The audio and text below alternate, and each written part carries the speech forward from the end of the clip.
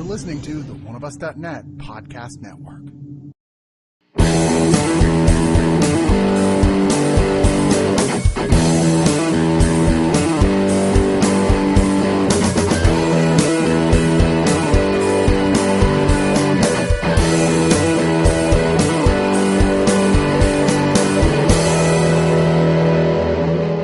It saddens me to know that one day this review will be lost, like tears in the rain. Is that a reference to another movie? No, I think that was Star Wars or something. I can't remember. Star Trek, a different universe. Yeah, Star Trek, something like that. No, but Space movie. We are talking about, well, not a movie in space, but in the future.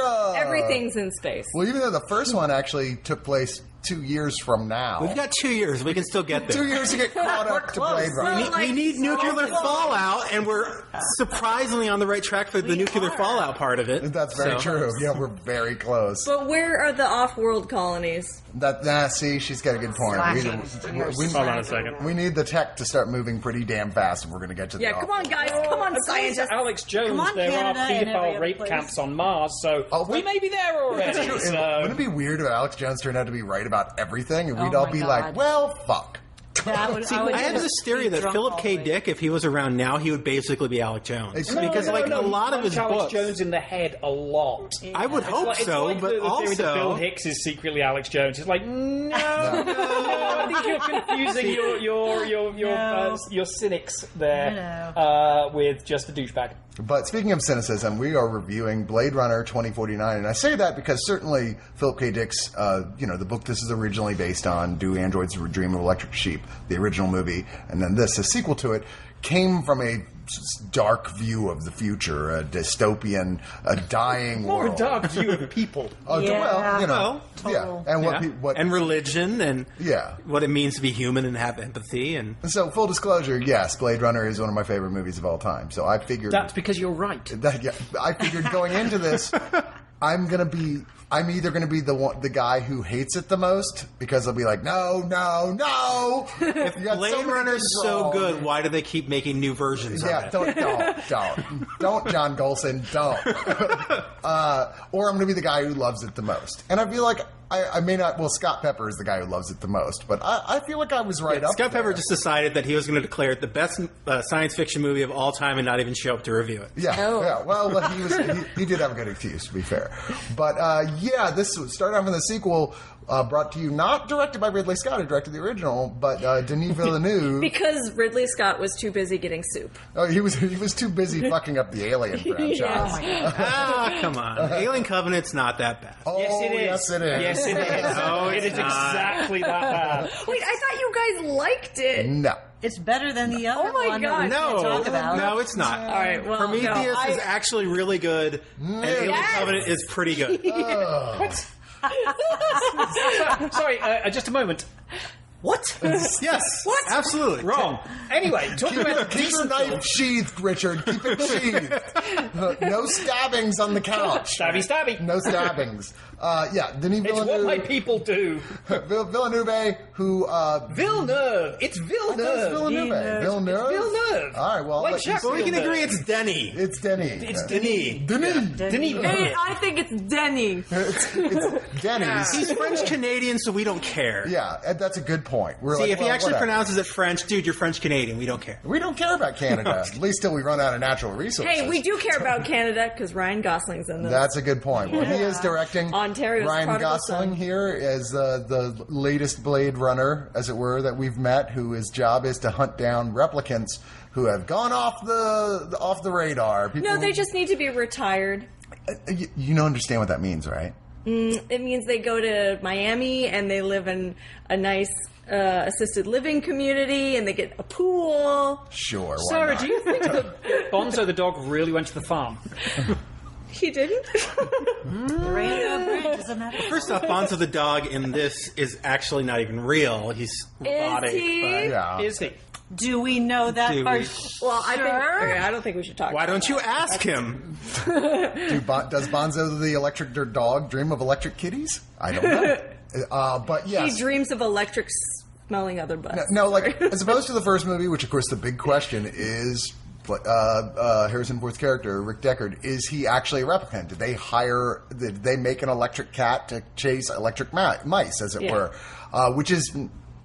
Different people give you different answers from the original one. Ridley Scott says yes. The writer says no. Harrison Ford says no. Yeah, I mean, different. Well, yeah, but Everyone's got Harrison a different Ford. idea. Actually, it surprised me because he's so stoned all the time. He's like, "Wait, what movie were we talking about?" He was so sober in this, though. I was like, "Wow, he can drive." But in that one, we're still Harrison Ford's in this. we're still left with the question of the original. Yes, is he a replicant or not? Which this new film offers some new evidence that.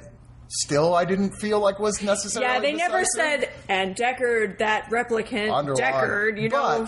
But that being No, said, I actually think that scene actually adds to the ambiguity. Agreed. Yeah. Definitely. Because the underlying issue here, and why this, let's jump in and works as a sequel, is that what Villeneuve did was say, Hampton Fancher, who wrote the script, was to say, what was the first one about? And the first one is about what does it mean to be human at a point where we can emulate humanity.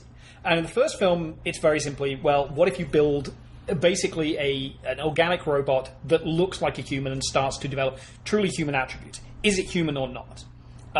This adds whole new components in, because we enter not only do we have the replicants, but we have for the first time in this franchise fully fledged AIs. Right. And what are they? Where do they fit into the hierarchy? And which is, and going to that's what they came from, was rather than, what did the first one do? Let's just beat for beat. so on that, This says, what was the first film about? What was its nature? on What was that, it like our protagonist being straight up, Ryan Gosling, they're like, he is a replicant. Yeah. And they even make sure to remind you, yes, they still do a new version of the Voight-Kampff test to make sure that these guys aren't developing feelings that they shouldn't have, that he has to go through regularly. So there's still Every time he comes in, they have to establish check the in. Make sure it's baseline. good. But meanwhile, back in his house, he's got an AI played by the incredibly gorgeous Anna de Armas, who is so human it's painful. But she doesn't have a body. She's just a hologram. And she's like filled with affection and love and emotion and deepness, and yet she's incapable of really ever having her own existence the way he can, but he's even more frozen than she is. And she's basically run out of his home until it gets, I think it's called an actuator, Yeah, I which think something then like that. lets him take her out on the road with him, but she's still based out of his home. Yeah. So, that becomes like kind of a plot point as far as, if she leaves with him, what happened, and the actuator's gone, then at least she still exists back at home. Right. But if something happens to the home, then what happens to her? But his boss is played by Robin Wright, who, when he goes out on a mission to take out an old, Nexus 8 model that was in hiding, and answers the question definitively, yes, replicants who don't have the built-in dying factor, they do age like normal people. Right. That after he takes them out, they find something buried in his backyard. The Nexus 8 played by Dave Bautista. Yeah, Dave Bautista. Who, yet again, is gently building up to being a pretty damn fine character actor. Agreed. Yeah. Oh, he I was think so. great. He's so yeah. good in this. Yeah. I completely forgot it was him until I remembered that it was him. It was because he was wearing glasses. Yeah, Not- exactly. Yeah. He's not afraid to play old. And you compare him to The Rock, who people, that's the obvious one in comparison. The Rock is still trying to play 35 desperately, whereas Dave Bautista is going, this is an opportunity for me to be a little, age and start to head for real character parts. And I think when people, in the same way that people went, he's great at doing comedy and understands timing. This is the moment they go, oh, he gets character. And he understands beats, and he understands what this scene requires. He's better than I ever would have pictured him being. Yeah. After seeing him this and two Guardians films, I'm like, wow, this guy's got range. Yeah, I know. Holy cow. And you were actually kind of sad we don't have more of him in this Yes. film. Right. It would have We been do. nice if we had like a little web series with there little are- bits of him. There is there's three short films. they've done a series of short films, and there is one about his character. Yeah. Oh, okay. So Check it out. we do get a bit more of it. Nice. Also, just a reminder, the characters in Blade Runner, the original, were Nexus 6, so this is at least 2 generations removed that And they established Gosling both is hunting here in this. and in those short films that a bunch of shit's happened between that movie and Yeah. now, including what they call the blackout, a period Right. where lots of memory, like a storage, was just lost, if not 95% of it. Intentionally wiped? intentionally. Yeah. They Right, shut yeah. down like everything. Yeah. Like all replicants, everybody was just shut down. And try to get a handle on it. Yeah, the replicant situation got out of control. They were outlawed years and years later after successfully dealing with a hunger situation through synthetic food. Jared Leto's character, which surprisingly isn't even in this movie all that much. Yeah. His effects are felt. Yeah, weak link. Convinced them to restart the program, but with ones that absolutely will obey and will not, in theory, go off the reservation. So... And that's explained in the subtitles. I wish I could talk about what's in the trunk, what was buried, but we can't. The director specifically said, please try to keep the plot, sent out a message that they read out to us before the start, please try to keep the plot reveal elements as few as possible. And I get that, because really this film I thought was a pleasure of small discoveries. It is like the first one, it's a detective story. Yes, you have to figure it out. There's so much of it that like, this is my analogy. You know those like art tests that you can get where you cover up like most of the image and then you draw little pieces of it and you slowly uncover it, and then when you get to the end you discover it's a big picture. That's what this reminded me of, because like through a lot of this I was like, I don't really know where this is going, what's happening, what's the big picture with it, and then at the end it does all come together and you can finally see the forest. That makes sense. Yeah, although I was left with the feeling I would have, if it was an option, just started it from the beginning again when it was over, despite its length, because me too. It left me with this feeling that I just saw a film that I understand everything that happened, but I don't understand everything that happened in the subtext of it, and there's a lot going on. In the subtext I want to know. I want to see it again, knowing what is going to happen, because now I can really, really pay attention instead of being like, all right, I'm gathering information for plot. Now you can like gather information for other reasons. Plus, it's a film you can just watch as an experience. You can just pause it on certain frames and just like print it out and hang it on your wall. I've been saying I think this may be the best thing I've seen Deakins shoot yet. He's the best. Like Roger Deakins, the cinematographer. He's godlike. Just there's so many moments. There's a fight scene towards the end that's near the water that is the most beautiful thing I've seen all year. It's just there like, are so many God. reflection, like little details in the lighting. I thought you saw Alien Covenant. All right, now you can stab him. More than twice. I think one of the things that really... It's not just that Deakins creates an incredibly beautiful film. It's that this, again, ties in so perfectly with what had gone before. Yes. And this version of LA, you look at it and go, okay, the biggest problem with a lot of science fiction films, and I will say particularly the Alien films, is that they have a real problem building kind of historical continuity into the design world. You know, you go back and look at Covenant and Prometheus, they don't look like they're going to end up at Alien. You go like, you don't know what your stuff is.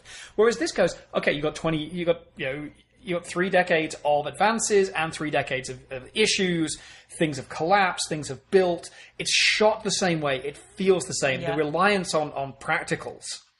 Some of the model shots are just so gorgeous. And some of the digital clocks and stuff like that. Instead of at first I was like, oh, no one's using a smartphone. I was like, they don't use smartphones because smartphones were never invented in this. Yeah, I heard one critic say there's actually very little CG in this film, although a lot of times it feels like there's a lot. Which is interesting. And I think one of those examples, there's one particular situation in here where they're doing someone that you're like, wait a minute, that's got to be completely CG person. And then you're like, no, I'm pretty sure that's not. I think they just did a little digital tweaking to someone to make them look like someone else. But there's a lot of stuff like that in here. Yeah. But there's obviously so much of it is just that. There's a lot of miniature work. There's the CG, if you've seen the trailers with the golden-hued city that they visit, that is astonishing. That just is the weirdest. It's like walking into a dead city of the gods, which I think is very intentional. With all these giant erotic statues everywhere. And it's basically, it's not Vegas, but Vegas-ish. Yeah. Pleasure Island or something like that. Getting back to the detective story and the central mystery of this movie, I think this succeeds as a noir throwback better than the original does. And having a compelling mystery this succeeds better than that. And as a detective story, it succeeds better than the original did as far as that goes. And in that sense, and in some of the themes that are presented, it reminded me a little bit of Angel Heart, strangely. I can see that. kept thinking about Angel Heart as I was watching it. So. Of the journey of the main character. Yeah. I was like, whoa, this is kind of cool. But it certainly provides as many new questions as it does answers. Yep. And I feel like these characters, as much as this film is can be languorous, very slow moving at points. Sometimes it's not terribly wordy, except for when Jared Leto's on screen, and then you're like, okay, Stop talking. stop talking. Just next. he was have actually- created this. The more I thought about his performance, the more I liked it. Okay.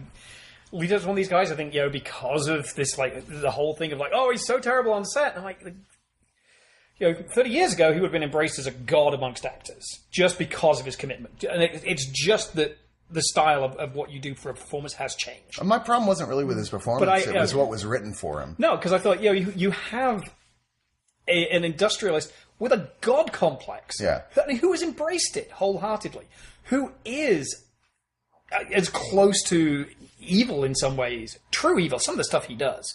You look at it and go, this guy's just an abomination. And he is... Why that works is they didn't just go, let's make another Tyrell. Yes. This is a guy who has taken what Tyrell did. And Tyrell was a god in a lot of ways. And that was the whole point, is this is a god who the fallen angel comes back to get. And instead, you have Wallace, who said, I will not make those mistakes. I will be merciless in my intention. And he is insane. And I think that works perfectly for the character. I did think it was interesting as well with the way that Tyrell dies, and then you juxtapose that with this guy being blind. I was like, well, that had to be an intentional. Yeah, of course nice it bit of was. There are symmetry. so many different intentions and nods throughout this entire film. It was quite lovely. See, I don't mind the way Leto is written. I like the way he's written. I just hate his line delivery. To me, it sounds like he's doing a bad Hugo Weaving from The Matrix. It sounded like he was trying to sound robotic, and I guess it was like, see, I'm more robot than the actual robots. I mean, everybody felt like they had depth, but he didn't. He felt one-dimensional to me. He felt like a guy just reading off like aphorisms and poetry that he read from somewhere else, and never feels like he has any real depth of his own. Everybody else, I mean, I love Ryan. That's the problem. I love Ryan Gosling's Pinocchio story that he's basically having. He wants to be a real boy, and I love the. But did he have to sing? No, he didn't, and he didn't, so that's good. But something else we touched on and the quest for God, the quest for your creator is also another big part of this, as, let's face it has been of almost every Ridley Scott movie from the last 15 years. But, Ridley Scott was only an executive producer on this, too. Right, he was. But it was just nonetheless, I mean, that was a big part of the first one. It also figures He came into in the and he was subtext like, here. there must be a search for God, and then he went back to sleep. We'll have Ryan Gosling. Why would God need a starship?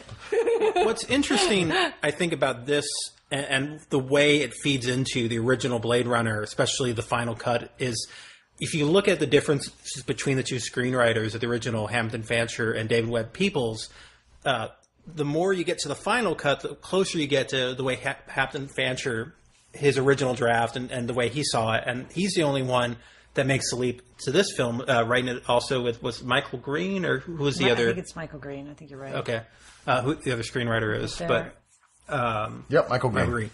And I think this definitely feeds off of the original Blade Runner, like the final cut and where it ended up and what that meant. Yeah. And I think kind of reclaiming Well, it's great that it his interpretation of the novel, because he didn't even like the original novel. Right. I mean, hell, Philip K. Dick himself, being cynical as hell about the movie until he saw it, then said, "Okay, I'm going to officially say that was better than my book," which is. Well, he didn't see the finish. He died before the finish. He saw the early cut of it before which may have been the superior cut. I don't even know. Before the voiceover? Yeah, before the No, voiceover. it was only voiceover. Yeah, the whole thing was just And he's like, I love it. Blade Runner books on tape, read by Harrison Ford. I don't know why they paid me to do this. Oh my god, the first time I saw the director's cut, I kept hearing the voice in my head and I'm like, stop it! I've never seen the voiceover version. Oh, you're I've lucky. been spared. It's it's one of those, like, well, if I was showing it to a younger, like maybe somebody who's 12 or 13, I'd consider showing them that version. Why are you showing 12 or 13-year-olds? I was about that age when I saw it. So I think I saw it when... Okay, that explains a lot. I was like 8 when I saw that version. I didn't understand it at all. even I couldn't shake certain images from it. So, like, this is 10 not years for later, kids. when I helped someone set up their Laserdisc player for the first time, and they had the Criterion of Blade Runner, and I watched it, and that was like a religious experience for me. I think I saw the, like, very end of Blade Runner when I was, like, really little, and it really scared this is me. a really yes. weird sequel to Yeah. The Hitcher. Really brutal. And then I didn't see it for the first time until I was like 20, and I was in like a big Philip K. Dick phase. I like read all his books, Oh, yeah. and then finally saw Blade Runner, and I was like, I think I'm supposed to like this. I still, for a while there, I was literally collecting every edition of Philip K. Dick's books, where I was like, no, don't have that edition yet. I was going to go and pick that up. I have like 4 different editions of Valis. But anyway, I was going to say, those of you who are like, so what does Harrison Ford do in this movie? Because we've really Just go barely watch it and mentioned see him. what he does. Yeah. He is in this a good deal more than I was afraid he was when I saw the trailers. Yeah. But it is quite a ways into this film before we see him. He is kind of the third man of this movie. But don't worry, it's so long, it doesn't make a difference. It's like he was in his own movie. 2049 is the runtime, not the year it was set. It also helps that he did this incredible thing that he remembered how to act. Yes. And this is not Harrison phoning it in. This is Harrison going, you know what, this is one of my defining parts. Yeah. This is one of the parts where people said, oh, this guy's got chops and can really anchor a dramatic film. And I think people forget that was really what Blade Runner did for his career. Despite the fact he himself did not like the film for Does he years. like any film he's done? Yeah, I think he's liked stuff, but this one he always would talk smack about. It's like, I don't really get Blade Runner, or what. I don't think it was a very good movie. But he's turned around on that in the past. I think when they flew to Hungary to shoot this, they confiscated all his weed. That So could he have was been it. pretty... He was like, oh, now I get it. I think this is him finally going, okay, I've only got a few parts left. Yeah. And I really need to make this stuff count. Is he going to the farm too? I don't know. I'm just going to check his inset. You ask him. I'm going to check his inset date, see what we need to do about his files. Yeah, I think it's one of his strongest performances here. And even though he's obviously not in it as much as Ryan Gosling, who I think I get people who don't like Gosling, but I think he's the only guy who can make a single look both deeply emotive and completely bored at the same time. You know, which is a compliment. I mean that in a very complimentary way. There's just something about that guy. He does everything very in subtle touches, but it works. He has eyes that are turned down in the outside corners, so it just makes him look like he's sad all the time. He's the Basset Hound of actors, pretty much. But, yeah, I mean, sexy Basset Hound. I think he did fine in this. I think it was maybe not really a role for him. I would have liked to see someone with a little more, je ne sais quoi doing it. Maybe the other Ryan? Ryan Felipe? No, I mean, I personally really liked him, and I thought that was going to be a standout thing where I would go, yeah, he was fine, but I ended up feeling really connected because his acting style is so perfect for a guy who knows he's a replicant and reaches a point where he's really not pleased with what the limitations are on that, What's up there's with more to him under the surface than he's willing to show. I really like him in this. I like his arc in it. It really works for me, his performance in general. And when it gets to where it's him and Ford on screen, the movie just crackles. It really does. Their connection is palpable, and I love pointing out the story that everybody's heard probably online, where they have a fight scene together, and Harrison Ford straight up decked him, and it was Ryan Gosling's fault. He didn't do the blocking right apparently, but hit him hard in the face. And Harrison Ford did so well. The guy should learn how to do his blocking better. Sorry about that. And Ryan Gosling's like, it's such an honor. Harrison Ford, who punches wrists first. But you know what, guys? Well, I mean, Harrison Ford should have stayed out of the way of that plank that gave him that scar. So he can't talk. True enough. Was that during carpentry or? Yeah, no, that's how he got that scar. When he was a carpenter, he got whacked in the face with a plank. Yeah. Duck when the plank's turning, Harrison. All right, don't crash your plane. Let's go into final thoughts. George, why don't you get us started? All right. I think this movie is great. It basically gives you everything that you wanted from a Blade Runner sequel. I think that plot-wise and pacing-wise, it's more even than the first movie. And I think a lot more people who kind of the first one left them cold might actually like this better.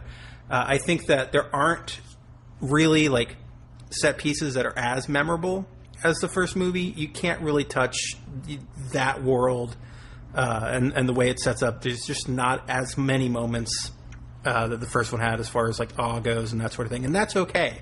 It's still great. Performance is really good. The overall story is great. And I think what it adds to the Blade Runner canon is great. I mean, I was afraid that, re-exploring this world could actually hurt it, could hurt the mystery from the first one, and it didn't. It actually enriches it. And I think that's amazing. And everything overall, I really liked it. I think I would give it 9 out of 10 actuators. Lara? I, too, thought this film was great. I loved it. Yeah, that's the first thing. You come in the house and you're like, well, I fucking loved that. Did. And I was also, I was scared that it would not live up to possible expectations since the first one was one of my faves for so long. But it was, I just loved it. It is, like you say, languorous at moments, but I didn't mind it. I enjoyed it because I could look at it. I was enjoying the beauty of it. I loved that we were still in the same world. They kept us in the same world as the original. There were so many nods that I really enjoyed that. I second all those things that you just said. Robin Wright did some really unexpected things. She was great. She's so good. I want to point out Mackenzie Davis as well has a role that, like, she starts appearing more in here. She's the prostitute character in here. Oh, yeah. She's great in everything she does. I love her. I'm so pleased to see her. I think that all the women were just stand out great in this. They each incorporated their characters so well. Don't really want to talk about some of them. Well, we can't. But Robin Wright, man, she's great. What else do I want to say? Yeah, the visuals were amazing. I loved looking at it. Yeah, like you said, we could just pause it and just stare at some of the beautiful setups that were done. And I am looking forward to seeing it again. And yeah, I think there are some... Nope.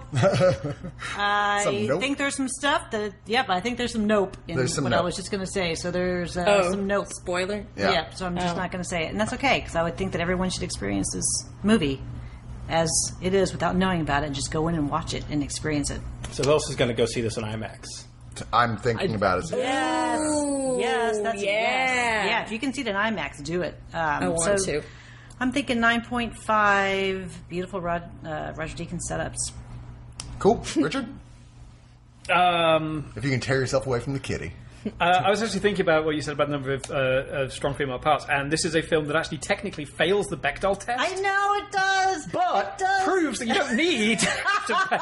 But that's because that's how the narrative. That's what the narratives. And I'm trying to think.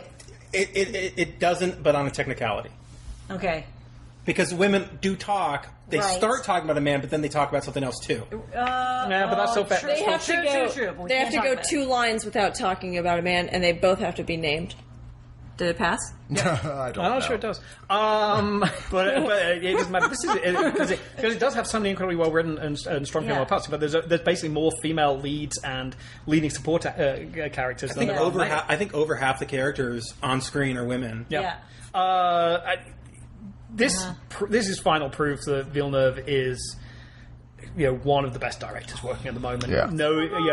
It's been a while since we've had somebody who's come along who's been so visionary, so consistent, and who could take what was the ultimate thankless cinematic task. They have been trying to do a Blade Runner sequel for 18 years, and that he not only makes something that just at a basic level isn't embarrassing, but actually is on a par with the original, succeeds where the original succeeded, emulates what needs to be emulated without just, without being a copy. Gosling is fantastic.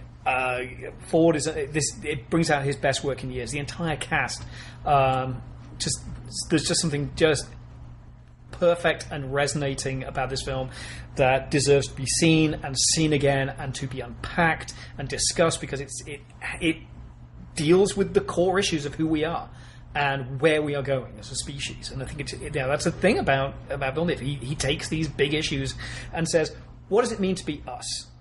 And that he wraps it up in 2 hours and 40 minutes of just entrancing cinema. That for me, you talked about it being longer. For me, that's just moments where I'm just bathing in his incredible world. I am going to give this. It's a rarity. I am giving this 10 scalpel incisions on bone out of 10. Sarah. Yes. This is a movie where I feel like I don't know exactly how I feel about it, especially right after, but the more I think about it, the more I'm like, yeah, I really did enjoy being in the movie. There are so many movies that I see where I'm like, I want to go to this place, and a part of me wants to go to Los Angeles in the year 2049 to this, like, sort of cool but like harsh cyberpunk world where everybody looks really cool. Even the people who are like starving and swearing at each other. You're like, I'll go there just for the fashion. Yeah. What Mackenzie Davis's character was wearing. I'll wear that. I have a jacket like that. And I think it is a very appropriate sequel to the original Blade Runner. I think it doesn't feel like, oh, we're going to adjust it for 2017 technology. It still has that, like, 80s aesthetic to it. And, yeah, it's something, I'm going to see it again, and seeing it in IMAX, I think, is going to make a huge difference. Because there was, I don't know, I feel like I missed a lot visually because my brain was thinking too much about, like, what's going to happen next? What's going to happen next? Where's Harrison Ford? Where's Harrison Ford? But anyone who's a fan of Blade Runner, I think, is going to love this. Anyone who's a fan of cyberpunk is going to love this. Anyone who's a fan of androids. Anyone who's a fan of human beings. She's going to go through the whole list. Everyone who's a fan of dogs and cats. I like it, and I am not a fan of human beings. There you go. Yeah. I think misanthropes will like this just fine. Everyone who's a fan of pretend girlfriends in Canada who, well, you wouldn't know her because she lives in Canada or she's like in my remote control. Dude, all I can say is if that was Alexa, everyone would have one. Oh my god. Well, they're pretty close to That it. thing's coming a long way. Although I expect that'll probably be the Google Play or whatever it is. So. I will sort of disagree with the, like, strong female characters. There are strong female characters in here, but two of them are, well, one of them is a sex worker, and the other is existing for the sake of a man, and her character arc is kind of for the sake of a man, and I really did not like that, and I really wish they hadn't put that in there, or if they had put that in there, made the projection person a man. Make it different. We've seen stuff like this before, and I'm really sick and tired of it. But Robin Wright's character was amazing. Sylvia Hoek's character, Love, was amazing. Her bangs were amazing. She did have great bangs. She had great bangs. In more than one way. Yeah. And there are, like, little cameos in this, too, which are like, ooh, I know that character from, or I know that actor from TV or from something else. So, I'm rambling on. Anyway, I think I've failed my You're like, my her review Turing has to test. be as long as Blade Runner 2049. What was the one that they kept repeating a word at the end of the sentence? Cell. Huh? Cell. And then it became like something else, yeah. Interlink. Interlink, yeah. Part of their new Voight-Kampff test, yeah. Which I was kind of like, why are they doing this? And I want to rewatch it for that. Anyway, I'm going to give it 9 out of 10 serial numbers that are very interesting. You know, I do want to express, because I do know people who go, I get the Blade Runner, like, that people like it and that it's a good movie, but it doesn't connect with me at all. And plenty of people I respect are like, I just don't care for it that much. Guess what? You're probably not going to care for this one very much either. It feels a lot like it, like in terms of pacing and tone and the type of philosophical questions that it's exploring. You know, I feel terrible that you don't like Blade Runner. You can't get the same joy out of it I do. But hey, everybody, different strokes. Those are the people who like Avatar. But that being said, if you are someone who really does love Blade Runner, I would be shocked if you didn't come to this and be like, wow, that was amazing. Certainly critics have come down already on both sides of the question here. Not whether it's good or bad, but whether or not it's slightly better or slightly worse than the original. Oh, really? Like every review I've seen, I think it's a little bit better. I think it's a little bit worse. I've just seen quite a few people who are lukewarm on the first one love this one. Oh, really? Yeah. Okay, well, fair enough. I have not yet, but I think that don't be as like ready to throw yourself at this film if you already know you didn't care that much for the original. I found this to be astonishing and mesmerizing, some of the most beautiful visual stuff I've seen in a long time. Certainly, this director, after Arrival, which is my favorite film last year, I doubt that anything is going to beat this for my favorite film for this year.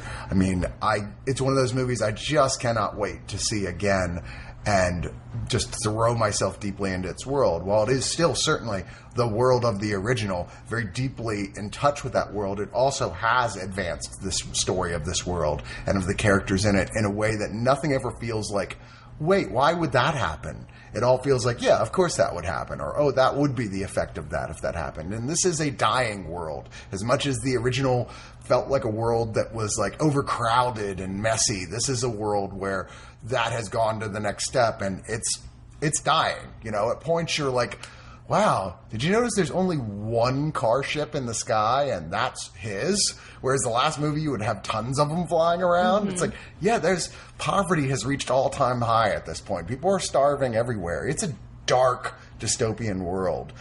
And that's exactly where that movie would have gone to at this point. A lot of those questions are dealt with. And as sad and dark and depressing as this film is, I love sad, dark, depressing films when they're super smart. I love them. And I think this is kind of a masterpiece. I think both a major mark for all the actors involved, for the director, for the cinematographer, for the writers. Design. And they're already talking about Costume. the exact same writer, directing, producing team moving on to do a third one, which, you know what? A lot of the time 30 I years would in the say, future. no. But this, And with team, I'm like, I'm saying yes. go ahead and do another one. I'm ready for another Please one. do. I want to see this universe continue if you take the same care and pride that you did with this one. So this is a great film, with the one exception, like I said, of Jared Leto, who I don't think he's like terrible, and I think part of it is I didn't much care for the way he was written, but he did bring it down just a half a notch for me. So I give this 9.5 out of 10 origami sheep. Oh. Sell. So,